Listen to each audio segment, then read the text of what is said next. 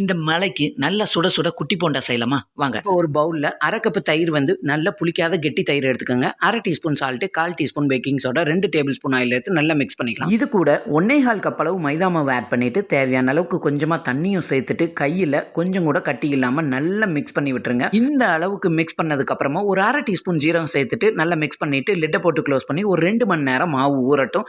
அதுக்கப்புறமா இது கூட நல்ல துருவின இஞ்சியும் நல்ல பொடியாக நறுக்குன 2 பச்சை மிளகாயும் மல்லி இலையும் இதோட சேர்த்து நல்லா மிக்ஸ் பண்ணிக்கோங்க. இப்போ ஒரு கடாயில் ஆயில் நல்லா ஹீட் பண்ணிவிட்டு மிதமான சூட்டில் கையை நல்லா ஈரம் பண்ணிவிட்டு குட்டி குட்டியாக மாவு எடுத்து இதில் போட்டிங்கன்னா போண்டா நல்லா புசு புசுன்னு எந்திரிச்சு வரும். 2 பக்கமுமே நல்லா பொன்னிறமாக திருப்பி போட்டு வேக வச்சு எடுங்க. நீங்கள் ஈவினிங் குழந்தைங்க ஸ்கூல் விட்டு வரக்குள்ளே மதியம் லஞ்ச் முடிச்சுட்டு இந்த மாவு மிக்ஸ் பண்ணி வச்சிங்கன்னா ஈவினிங் ஸ்நாக்ஸுக்கு ரெடியாக இருக்கும். நான் இந்த போண்டாவுக்கு தொட்டுக்கிறதுக்கு தேங்காய் சட்னி தான் அரைச்சிருக்கேன். 2க்கும் சூப்பர் காம்பினேஷன். கண்டிப்பாக ட்ரை பண்ணி பாருங்கள். இந்த வீடியோ உங்களுக்கு பிடிச்சிருந்தா மறக்காமல் நம்ம சேனலை லைக் பண்ணி சப்ஸ்கிரைப் பண்ணிடுங்க.